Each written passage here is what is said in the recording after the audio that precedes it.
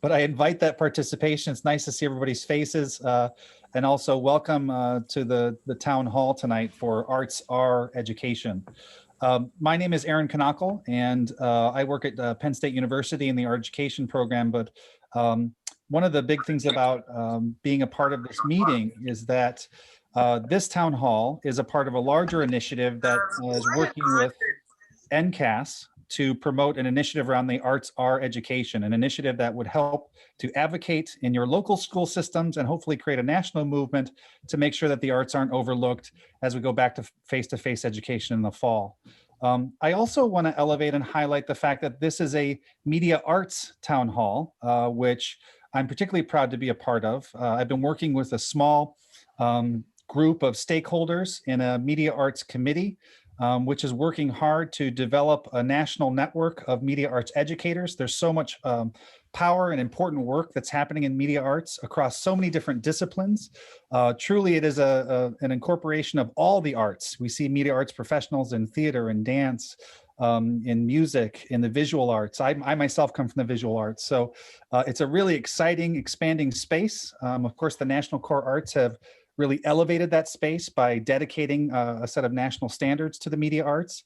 And so I see this meeting as kind of doing two things. One is really shouting for the Arts Are Education initiative and supporting that initiative, but also beginning to develop a professional organization and a professional identity around the media arts.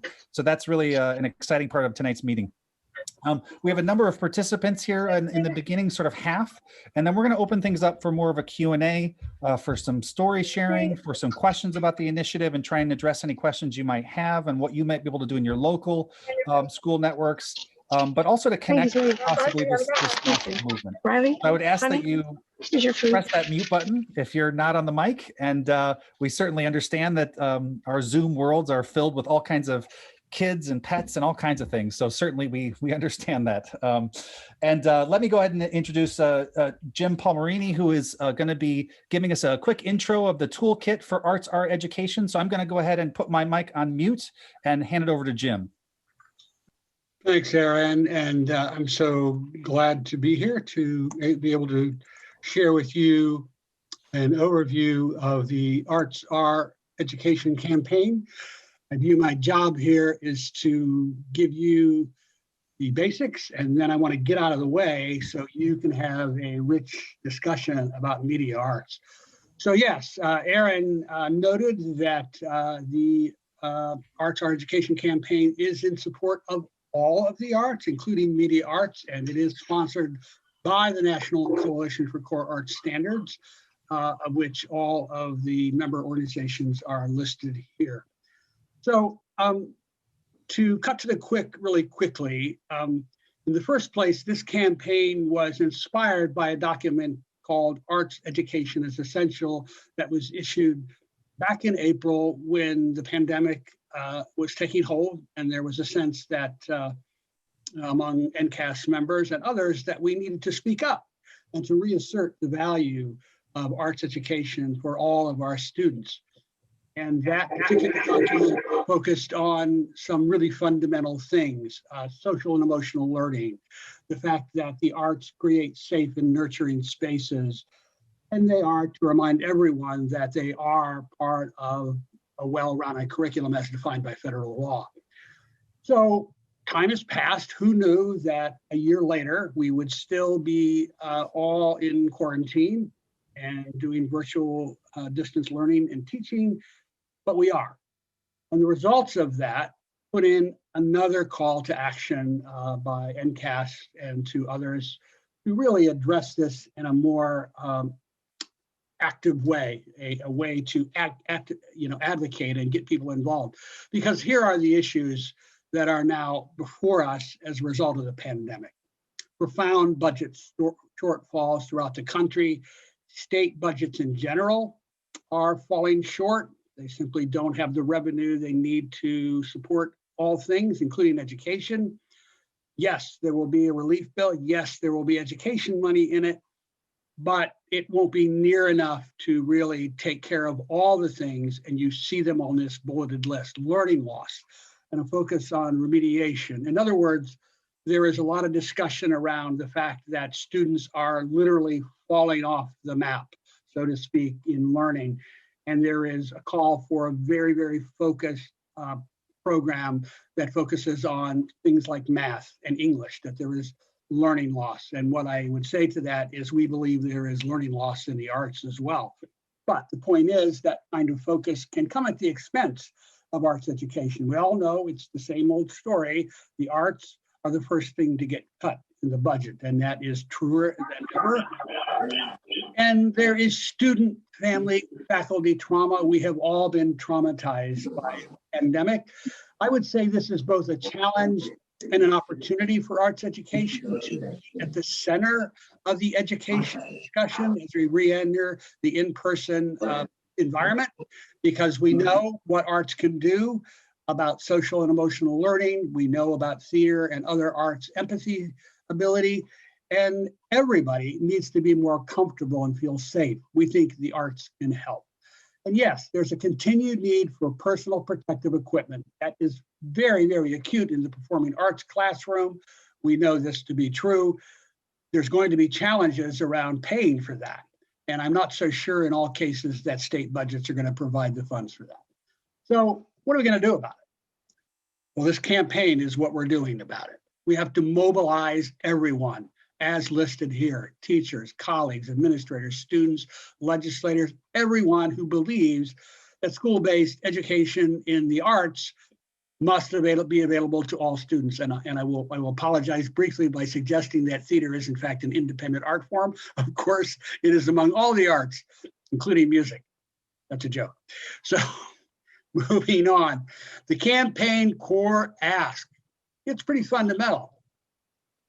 Arts should be remain central to a well-rounded education and fully funded to support the well-being of students and the entire school community. So what we're asking is based on three particular actionable activities. One is to sign a pledge, another is for school boards to pass a resolution, and another is for folks to write their state legislators. And I'm going to review those tools here in more detail in a second. But right now, more than anything else, besides signing the pledge, and by the way, in the chat, I have put the link to both the Arts Our Education homepage and the pledge. And the time I am speaking to you, you can go in and sign the pledge if you have not.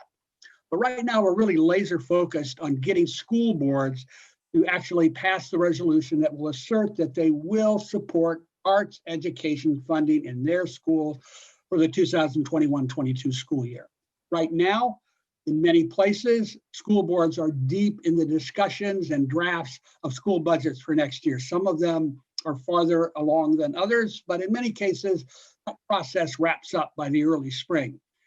So now's the time to get at the table. And that's what we're urging folks to do. So yeah, launching the campaign, well, this is part of that campaign launch, the town halls. We've done theater, we've done dance, now we're doing media arts, and right behind you as we speak, yes, it's coming, visual arts and then music. And that will all sort of culminate in a last event called the Arts Education Capitol Hill Month Kickoff, in which there's a federal component to this, where we're asking folks to go to Capitol Hill and to meet with their legislators, their senators, and their House reps. So there are the basics, and I just addressed these in number 2, doing all of those things: pledge, resolution, letter, to help us really activate in a very coordinated way. So yes, moving on. What's the pledge?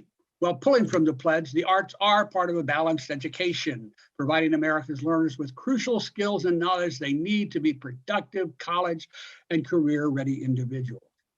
The resolution. Whereas, there are lots of whereas statements in this resolution, all students have the right to an arts education that include dance, media arts, music, theater, and visual arts taught by certified arts educators in partnership with community providers. The one thing I want to say about the resolution is deliberately a Word document, not a PDF, because the expectation is that some schools and districts will not necessarily be able to meet all of the things articulated in the resolution. we want to make it as easy as possible for school boards to actually pass a resolution that affirms that they value arts education and they're going to fund it within the parameters of their existing arts programs. We want to make it easy. We don't want to be obstructionist about it. So it's editable, in other words. The state rep template letter, we use something called GovPredict, which is a voter voice type tool. Maybe some of you have used that, where you sign in, put your zip code in, and bang, it takes you immediately to your state legislators. That's right, the folks in your backyard that are making decisions that affect your daily life and that of your students. It takes you to a template letter that is editable, that asks the legislator to, in the first place, actually fund education in the state next year fully, and then in turn to reach out to school districts and ask them to fund arts education in the schools within their district.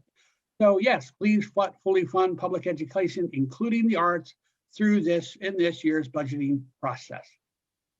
So the Dear Educator letter. Well, this is for you as an educator, but actually this is also customizable to Word doc that can be adjusted for parents, for administrators, for anybody that you want to reach out to ensure that they in turn will reach out to the school board or to others to actually support the well-being of students and the entire school community. This is one of those momentum builders. You know, it's not 6 degrees of separation, it's just 1 degree of separation between you and somebody else making that pitch. That's how really good advocacy works. That's why this campaign is in for the long haul. It's called a campaign right now, but what it really is it's a movement. We are seeking culture change. And in that culture change, a re-understanding of the mainstream about the true value of arts education. And let me just say this, that would most certainly include media arts, because people don't get it and you need for them to get it. Media arts is here to stay. We know that. The people in the PTA and the business community may not know that. At least we haven't articulated it to them yet. So yeah, here is that Dear School Board letter, also editable. It's pretty straightforward. It says pretty much all of the things that I just explained. Support those programs in 2021 and 22 and beyond. Ideally, what we would like to see is this movement to be sustainable. For example, that schools will actually reaffirm their commitment to arts education annually and re-up the resolution. Maybe we'll have stickers that said, yes, I passed the resolution. I think actually our art would look really good on a t-shirt. So yes, campaign talking points. All of these things, by the way, are on the website and are downloadable. You can do whatever you like with them. Get them, use them. All programs continue to be funded. Classes are offered across all arts disciplines and appropriately scheduled. And that's in proportion to other areas, subject areas. Curriculum and schedule and design to less learning loss address includes the arts. Arts educators continue to be employed and teach in the disciplines for which they were trained. This is a biggie. There are those of us out in the field who have heard these stories. Maybe you have too, of arts educators being repurposed to teach math, English, gym, whatever you got in which there is some sort of deficiency in the faculty. You're trained arts educators. You're professionals. You have expertise, you have knowledge, you have skill. You should be able to teach what you're trained in. Instruction resources should be available for the arts program at all times. Professional development for arts educators needs to be appropriate and comparable to that of other subject area teachers. This is actually a long-standing challenge for all arts educators instead of the cookie cutter professional development, something that actually addresses your art form. Facilities built and furnished for art activities used for that purpose. I have a picture that I can't show to you, but it is a picture of a stage door in which on that stage door is posted a note, no entrance for COVID patients only. I think that sums it up. And arts education evaluation is done in the larger context of professional development and mindful of the new norms of practice adopted under the pandemic era. In other words, all of this distant learning has been done on short notice. Nobody exactly knew what they were getting into. We're flying the plane and building it at the same time. We know there are wonderful examples of distance learning practice, pedagogy out there.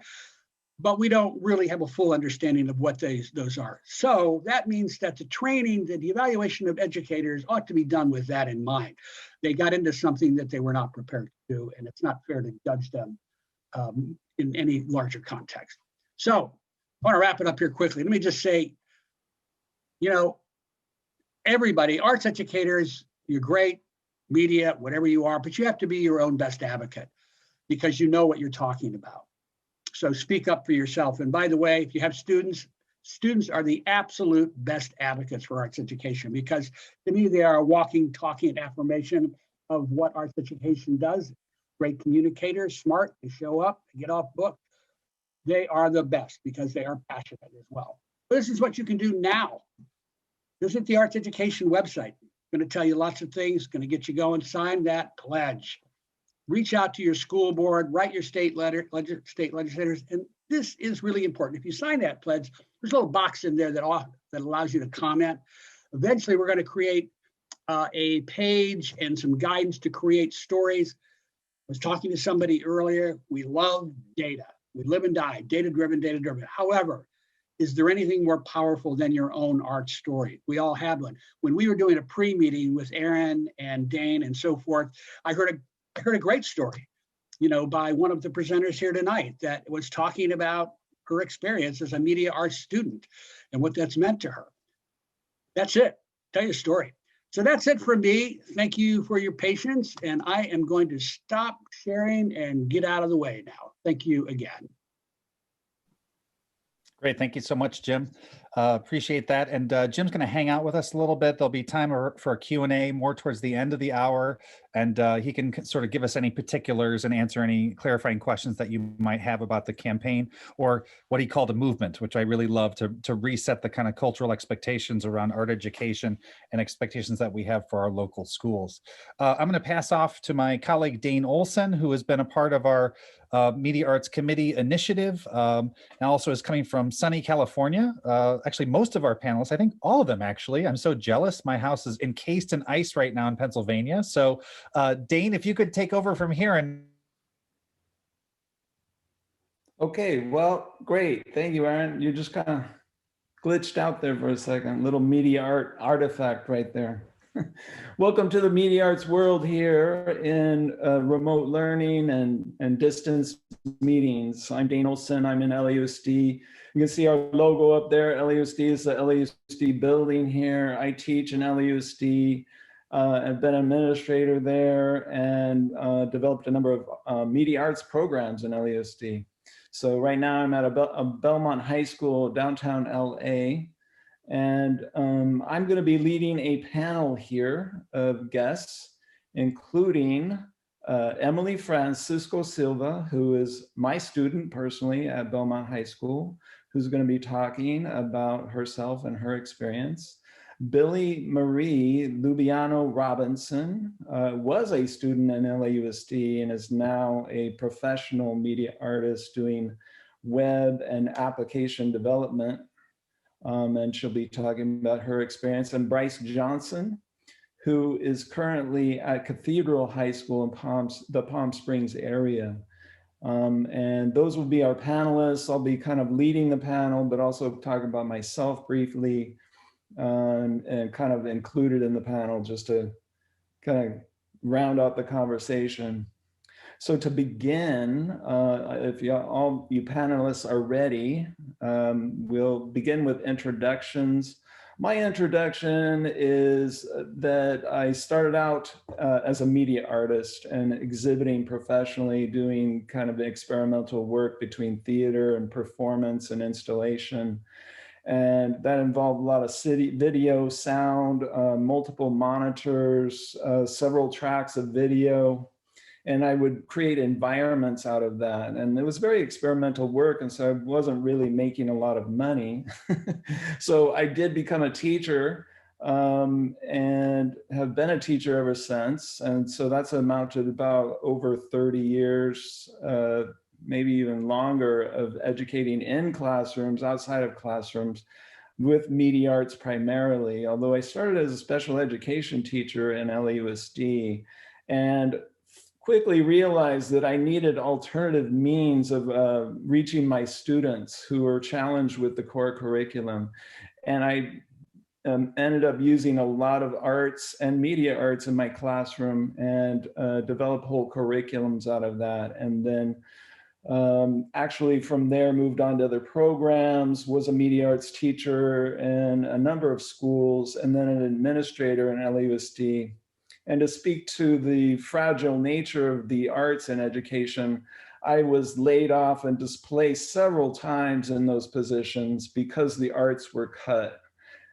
When economics are challenged, the arts are seen as the frivolous and expendable end of education, unfortunately. So I've had personal experience with that. I led the writing of the standards at the national level, working with Aaron here with this Media Arts Committee under National Coalition for Core Arts Standards, and developing and promoting media arts as a separate discipline, and hoping to establish it across the country and within states, so it's firmly embedded within K-12 education.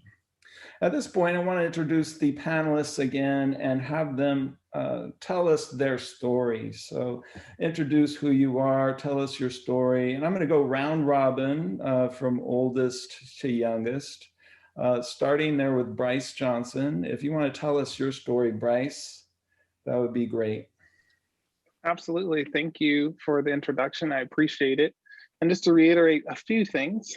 So like was mentioned, I teach video production at Cathedral City High School, and that school is in the district of Palm Springs Unified. And I've only been there about 4 years. However, I do teach an academy that is a little over 20 years old.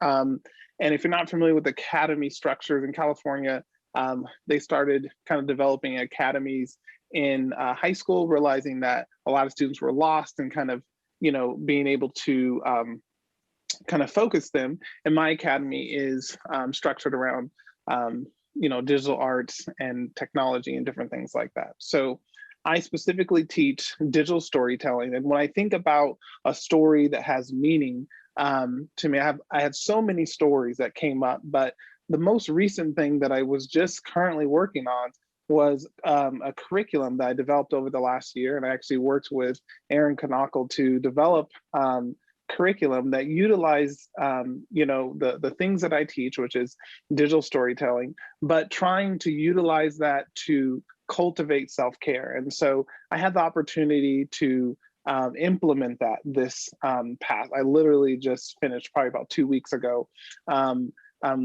Implementing that unit. And that unit was extremely powerful. Seeing the stories that came from it and seeing the transformation of the students really blew me away. And anytime, if any of you guys have developed curriculum, there's that fear of when you start to implement it, is this going to work? Is this going to take hold? And not to mention, when I started the curriculum, I didn't realize it was going to be distance learning, and so realizing that it had to be implemented in a different way, and seeing it work in that situation, seeing it work in a way that I believe was transformative for my students, was transformative for me, was just a really powerful environment that was created through the arts. And I feel so privileged to be a part of it. I feel so privileged that I was able to make it and spend that much time developing curriculum and to be with the curriculum and watch it grow.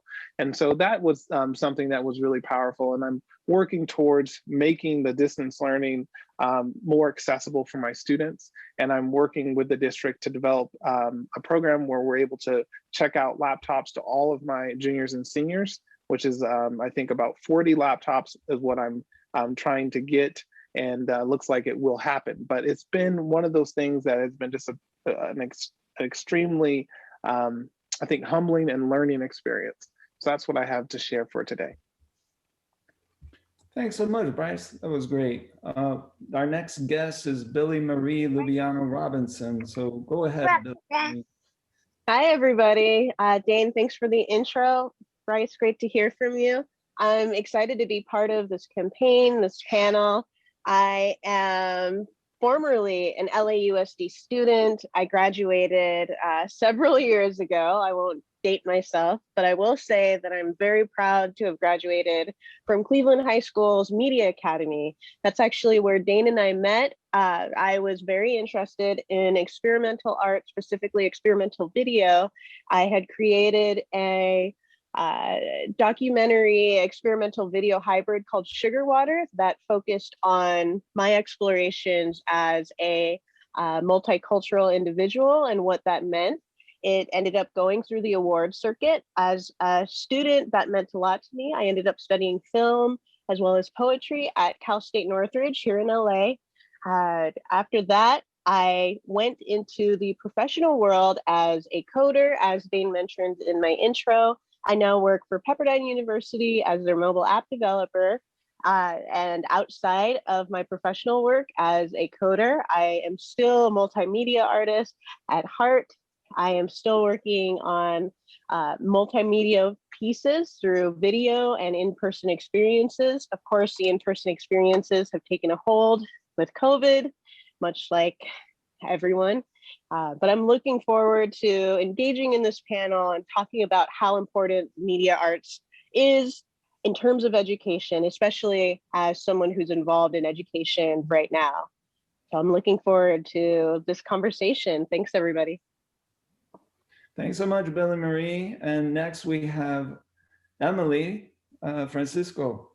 Yeah, hi everyone. My name is Emily Francisco. I'm a senior at Belmont High School, like Mr. Olson said, and I'm in the Multimedia Academy.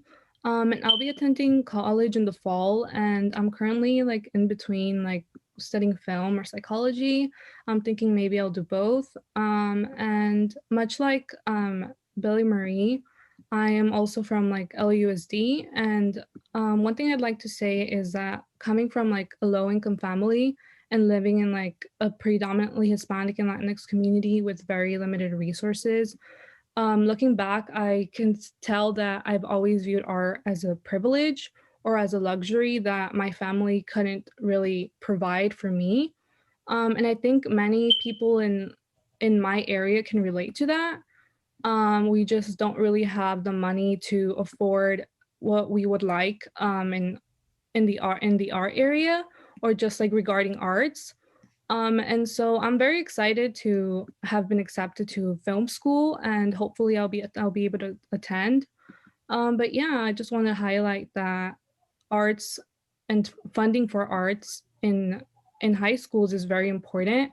As for me, I had a summer internship last year, and I really put to practice what I had learned in my graphic design classes. And it was just really important and kind of like a life-changing moment where I realized that art has really been a passion of mine, but it's just something I wasn't really able to explore because of the lack of money and funding that there is in schools.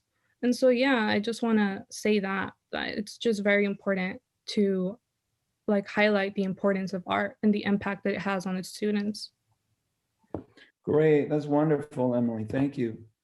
Our next question will be sharing a story that gives some idea of what media arts does in the classroom and the impact that it has for you within education and the classroom. In my own experience, for example, I had a student when I was just beginning to teach media arts in the classroom. We was doing a video production class, a filmmaking class, and students were doing an independent project at that point, a little more advanced towards the end of the year. And I had a 10th grader who worked on our own project that was about cultural appropriation. She was a African-American / Latino student, and she did it about cultural appropriation of Black culture and how how much people were enthusiastic about Black culture, particularly in music and so forth, hip hop, and how it had been adopted by other cultures. And she did an expose of that was just like amazing. She's 10th grade, and it was about a 10-minute film. And it was just powerful. It was just incredibly insightful, intelligent. and dynamic. The way that she edited it was just constantly moving, asking questions, inquiring, having student interviews and so forth, and very multimedia. And I could see how that had changed her. It had empowered her. She suddenly felt that she had a voice and that her thoughts mattered. And her film actually got shown at the LA Film Festival alongside of other professional films. And it was just an amazing experience. So next, Bryce, maybe you could share an impact story for you. Absolutely. When you were telling that story, it made me think about 4 years ago, I was teaching at a different school, I guess it was about 6 years ago. And I had a small advanced class, about 15 students. And we became really a family over the years. And we had this interesting kind of dynamic, and we had a 2-hour block out of the day where we would be together for 2 hours. So it was a lot of time that we spent together. And I remember one of the students' mother had cancer, and she ended up passing away, and he took off about 2 months of school. And he had a choice to finish out the school year with on independent study or come back. And I remember he made a decision to come back. And when he came into class, he came to me, he said, "Your class is the reason I came back." He said, "I had a choice. I could have stayed on independent study, or I could come back." And he said, "You know, the work that we do in this class, it really is," I'm paraphrasing, but it's really transformative. It's really useful to me. And I really feel like we're a family, and I feel like I want to be here instead of at home independent study. And this is obviously before distance learning and all the things we're dealing with now. But I remember as a teacher, you know, I was flabbergasted in this situation, because at the time I was actually struggling with the institution and struggling in my position, but to realize that that type of impact was happening in my classroom was extremely powerful and useful. And I think it really elevated my perspective as a teacher, as a young teacher, and trying to figure out, you know, what I wanted to do. So yeah, I think it's clear that we're making a difference, and the arts is extremely powerful. Great. Bill and Mary, do you want to share your impact story? Sure. I think what Bryce said about how teachers and education can make an impact on a personal level, I think that's the most important thing I personally took away from as a student. For me, in senior year of high school, it film, video arts, the Media Academy, it opened my eyes to not just the idea of having a voice, like everybody has said, but also the idea that teachers are very valuable. I think it might be relatable to know that we've been in that place and that mindset as students where we think teachers are this abstract, authoritative notion that are just not human. And I'm sure we all have students who are still in that same mindset. But it wasn't until I encountered people like my former teachers, James Gleason, Evelyn Subert, and Kathy Cohen over at Cleveland High School. They really challenged me to develop my film style. They challenged me to take full authority over my projects as a film student. And they really listened and captured my attention and thoughtfully engaged with me as a student, which made me realize, oh, these are people who understand what's at stake. They understand art. They're not just these abstract, authoritative teachers who exist at the school in order to make us all mindless. No, they actually really do care very deeply about projects, about stories, about storytelling. And in fact, one of my favorite memories from that time is when Kathy Cohen, she wasn't even my advisor. She was the film school advisor at this high school. She had taken me to Sacramento for a film screening that my film was part of. And I thought, wow, this is someone who cares. I never would have had this opportunity if I didn't meet people like this. And I think the arts, especially media arts, especially digital arts, it affords the opportunity for teachers and students to connect on a level that is not just memorizing facts. It is not just test taking. It is not just, for lack of a better word, the BS of education. It really is meaningful engagement, because in order to make good art, you need to have good connections. So I think the most impactful thing for me was just the fact that arts education opened my eyes to the fact that teachers are these valuable co-conspirators and co-collaborators of any project. Wonderful. That was great. Emily, how about an impact story for you from the classroom? Yeah, I think I can circle back to my summer internship last year and just how I really took what I had learned in my classes, in my art classes, and put it to practice. And I think the passion that I saw and I like it reflected on the work I did. I think that's where I realized that art really does impact, especially those who don't even realize that they're so passionate about it, just like me. And yeah, I guess my whole life I really just thought I was gonna be under like have a STEM career, but then I was like second guessing myself after my internship. I was like, whoa, I'm just introduced to a whole new world, and it's something I'm passionate about and I really love.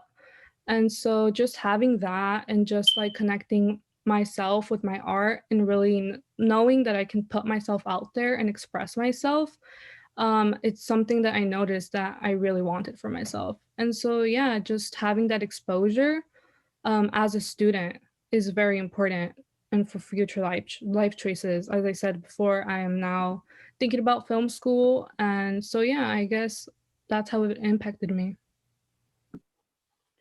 Thank you so much for sharing that. Our next question is, why is media arts education so important? And that's really hard to put into a nutshell, but I think that for me, media arts education reflects the world that is around us, the world that we're living in, the world of the youth in particular, as they're developing and facing a global society, a society that shares a lot of things now. And it has a tight relationship across international lines. And that this is the lexicon, the language of our contemporary society, and students need to be versed in that. It's just common sense. I go back to writing the standards, leading the writing of the standards in California and nationally. And one particular standard I just picked out of 22 at this particular accomplished level in high school.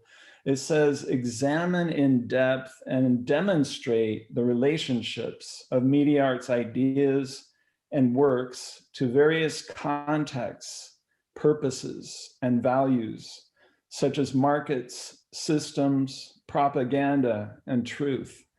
It's such a critical standard. It needs to be something that every student in education, public education, K-12 has exposure to and has the capacity to work with, which is why we're working at this national level to try to establish this discipline and get it firmly embedded within contemporary education. Bryce, what do you think? Why is media arts education so important? It's interesting that you asked this question, because I've been thinking a lot about it and talking to my wife and my students about it. And, I think the consensus, the conclusion, I should say, that we've come to is that in the 21st century, what we do in digital storytelling is equivalent to English maybe 50 years ago, in the sense that our ability to communicate on multiple platforms, ability to communicate on a digital platform, your ideas, your thoughts, is not something that's optional anymore, I feel at this point it's something that we will have to do. We're going to come to a crossroads where you're going to need those skill sets. And, in our academy, I would say about 10% of our students go into the arts directly, and the rest go they become lawyers, they become engineers and architects and all sorts of things. And I believe that all of these folks are going to be utilizing what we teach in the classroom. Actually, one of our students just went to Penn State to become a lawyer. And so this is something that, I feel is extremely important, regardless of the direction folks are going into. But I realize that I think some people haven't quite got to the point where they realize that. But that's something that I think is very true about media arts. Is it is extremely important on multiple levels. And I also feel like in the classrooms and in media arts, we pull on all the other disciplines in order to do them. We write scripts, so we rewrite scripts, and we pull on knowledge. If we're making a documentary that's in the science area, we need to understand these things. And so I think it's important to realize that it's collaborative as well. Great. Billy Marie, why is media arts education so important? Honestly, I'm going to bring it down to the basics of digital literacy.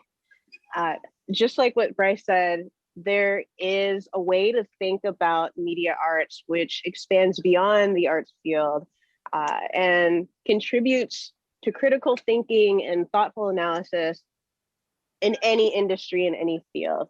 And just like what Emily hinted at with opportunities, arts, and especially media arts education affords opportunities. So I'm thinking very specifically of digital literacy in this stage and age.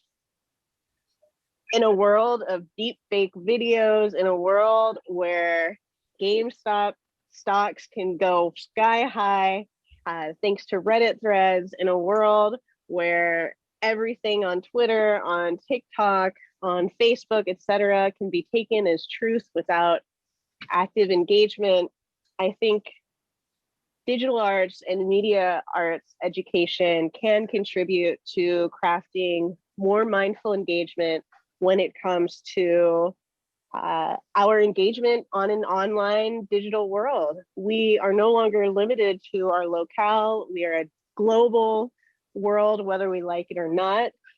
We are able to converse with people in different time, space, locations.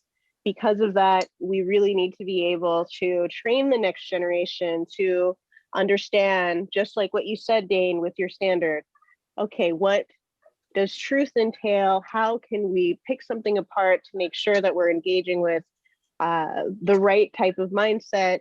How do we think about propaganda? How do we think about what that might look like in the form of a meme, right? These are all things that our youth are taking in, but we're not actually teaching them how to deal with it. We're expecting that you just learn that knowledge without it. So I think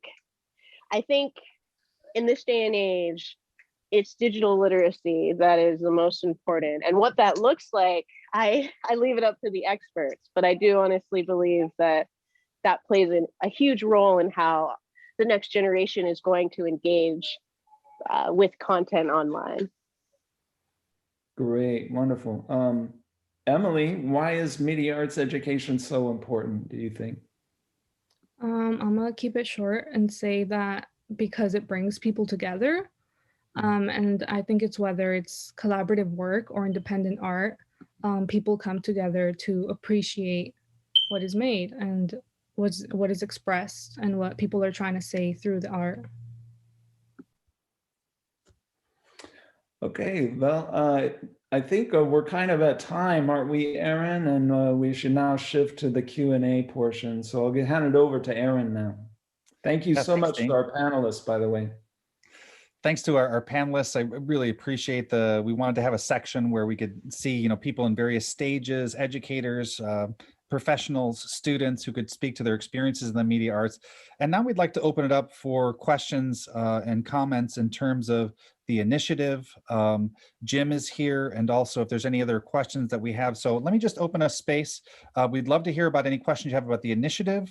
We'd also love to hear about your stories. You know, what is the health of your media arts program? Are you concerned about your job in the fall? Are you concerned about, you know, what kinds of classes or opportunities you'll have as we move back to this face-to-face experience? So I'd invite anybody to comment or ask any questions that they might have.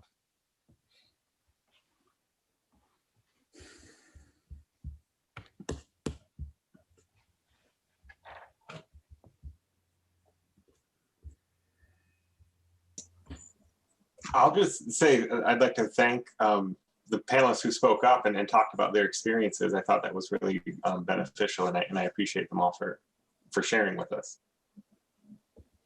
Where are you coming from, John? I'm just curious. I live in Kalamazoo. Well, I teach in Kalamazoo, Michigan. Okay. Okay. Yeah, and I teach and I actually work for an arts organization that's a county-wide program.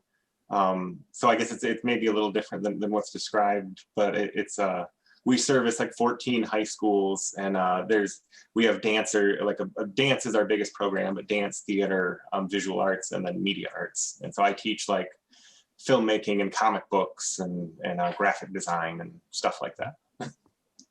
Fantastic.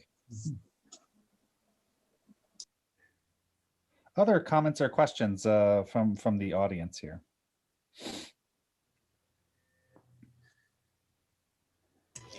Hi, it's Corey. I'm Corey Wilkerson. I'm also with Jim Palmerini at ADTA, but also have been dabbling in media arts. And I'd just like to ask, I mean, maybe it's Jim that answers it, but you all have been so inspirational. And I'm like all ready to go now. So what do I do? What's the first thing I should do? What's the next thing I should do? How can I really make an impact?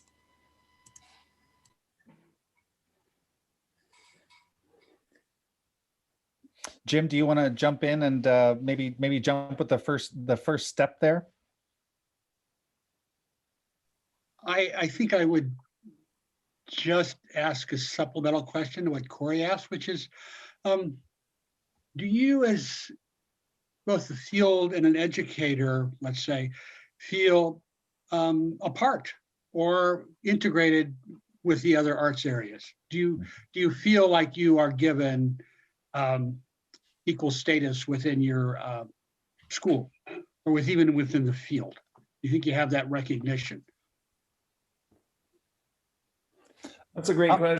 I could try to answer that for my own program, my own experience. In the particular situation I am right now, I feel mixed. There's certain aspects of my program that are appreciated and supported. On the other hand, you know, I am really not relevant to the conversation, the core conversation, you know, core of the high school. And that's been a habitual situation within schools. And I've been in a number of schools and had a number of administrators.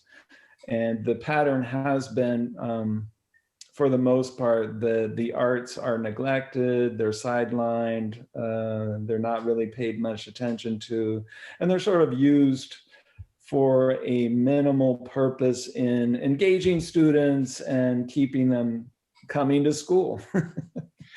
On the other hand, I've had other administrators who were very supportive. My program flourished under them, and the student work was just incredible that came out of that. So I've experienced both sides. And so I think with the arts education coming together, all of the arts disciplines and working together, I think that's a powerful movement, and the more collaboration that it can occur at that level, the better. Well, I had a thought. I heard what was said about digital literacy. You know, there's a lot of discussion how the arts should communicate their value. Right now, the coin of the realm is social emotional learning, and it's, I think, perfectly legitimate. I wonder, I would assume that there is a desire for there to be a lot more media arts programs in school than what there are. So I'm wondering if one of the keys to that is to communicate that, as was said, I think I got this, is that the next generation will communicate and engage through digital literacy. That makes so much sense to me. And I don't think everybody gets that. And maybe that's what needs to happen. And maybe, interesting, I really want to hear from somebody else about this. And maybe where that needs to start is down in the elementary grades now. I'm not saying it's too late for those, at the secondary level, but I mean, in terms of establishing programs and buy-in from even parents who may actually get it, younger parents who are coming in who are digital natives and not immigrants, such as myself, who would then, want to emphasize the need for digital tools and for media arts programs. I'm wondering the way in. Thoughts? Jim, can you speak a little bit about how the campaign can help all of us advocate for our art forms? I would think it's especially powerful for media arts who have the tools to tell their stories digitally, to really share that impact. Is that a facet of that the campaign, kind of storytelling and sharing impact? It is. And in fact, that's interestingly, I think, as the campaign grows, we are gathering very simple comments within the pledges, but what we would like to do is to begin to gather stories. And, I'm a Luddite, I love reading stuff, but the fact is the way those will best be communicated is through videos, or really, however cleverly they can be presented through media arts savvy individuals such as yourself. Those kinds of stories. I mean, what they do at once is show the expertise. Let's say we had a series of stories that were told. Let's say, Bryce, you took your class and you assigned them to start them a prompt. Let me tell you why media arts is important. And I'm gonna tell you that in a story in a way that you have never imagined it before. Whether that's through animation, however you'd want to do that. So what that does at once is it puts the wow on the discipline and the skills and the knowledge and the passion of the students, and it actually tells the story at the same time, if that makes sense. So, that's my thinking about the storytelling that the campaign is trying to really put forth, because we can do all the data sharing that we would like, which I mentioned before, but is real stories by real people and the impact, especially now. Mm-hmm. Does that help? I'd like to build on what Jim is talking about here, because I think, and again, it's in particular to this kind of special little community we have here of media arts, right? Because in my experience, both in the classroom as a high school teacher who worked in design and web design and computer coding, and then also as someone who now teaches teachers who constantly go out and invent media arts programs, that the media arts is kind of in this in-between space. And unless you have a large district usually, that's able to do an academy model, as Bryce was talking about, or a magnet, or whatever your school system is using to mimic those kind of specialization schools, really the media arts professionals are working in these kind of in-between spaces. So conversations about teaching the subject matter that you're trained to teach. I mean, when I was teaching computer coding, I wasn't trained to teach that. I was self-learning with my students the whole time. And that's the energy of the media arts that I really love. It's about invention. And that's a space inside of these advocacy campaigns that I think is so important, because, and I think this is what our panelists were speaking to, that there's so much possibility that schools just can't seem to grab a hold of, and that the media arts seem to find these in-between spaces and do that kind of invention work. That's been my experience, both working again with future teachers and also as a teacher myself. And that would be the kinds of stories that I want to elevate, is that media arts professionals and educators, we are inventing educational spaces. We're inventing learning spaces that didn't exist before. And I think that that's a very powerful story. I'd like to chime in here on this one. My name is Christine Salazar. I'm not an instructor, I'm actually a school board member, and for the Hacienda La Puente Unified School District. And when you're talking about about this type of relationship with programs at our schools in our district, I think it kind of goes down to also the how the district and its board members and its admin actually encourages our instructors, encourages our programs to share their stories. Sometimes, I actually just got elected as a trustee, and my background was or is I'm a parent, I'm a community organizer, and I saw this huge disconnect from district, board members and the admins with the community and its residents and its families and its students. And so for me, my main goal is to kind of regain that trust, regain that connection. And, I think with media arts, that is one of the best things that, a district or even I would like to utilize because, there are so many stories out there. I'm lucky enough to have a child that, whose teacher actually utilizes videos in their lesson plans. And so they always do like their own, they do a whole bunch of different videos and reporting back, whether it's in English, language arts, or whatever. But I think the bottom line is that myself as an official, as a representative, as a school board, we need to foster this encouragement, this confidence in our educators, and not say it's a bad thing that you're speaking up, or it's we just want to see the good things about a district. We want to see the challenges that we're raising, because especially in this age right now, especially during the pandemic, there's so many stories that are untold. Depression, anxiety, and there's so many stories out there that need to be heard. And I don't want to just listen about the rainbows and the unicorns. I want to hear everything, and just fostering that type of confidence in our educators and our programs to say, let's step up and be a good for our community.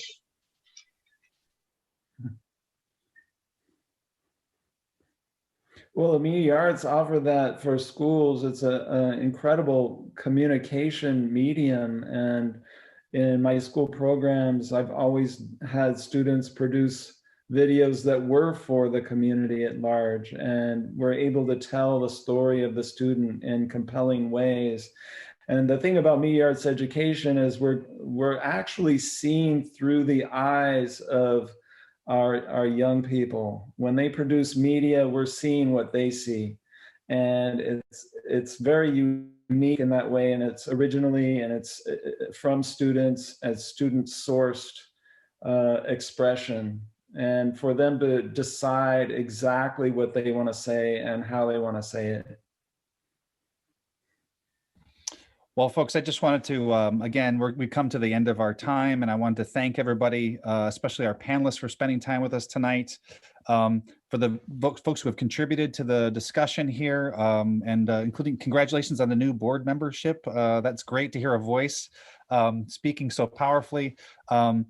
There is a number of other town halls that are going on. One right after this that actually is for the NAEA, the National Art Education Association, which is more focused on the visual arts, a bit of a larger community. And then there's other town halls that have to do with the various other dance and theater and things of that nature. But again, thank you for coming tonight and being a part of this focus on a smaller kind of fledgling community of media arts professionals. Keep your ear to the ground on movements around the Media Arts Committee, which again is trying to generate energy and putting together a kind of national organization which can better represent the kinds of inventive work that we're all doing. And with that, folks, thank you so much. Again, this recording will show up somewhere online. I'm not sure where yet, but we'll make sure and get it out there. And please do visit the site when you get a chance and sign the pledge. Thank you for your time tonight. Really great to see everybody. Thank you. Thanks, Bye. everybody. Have a good night.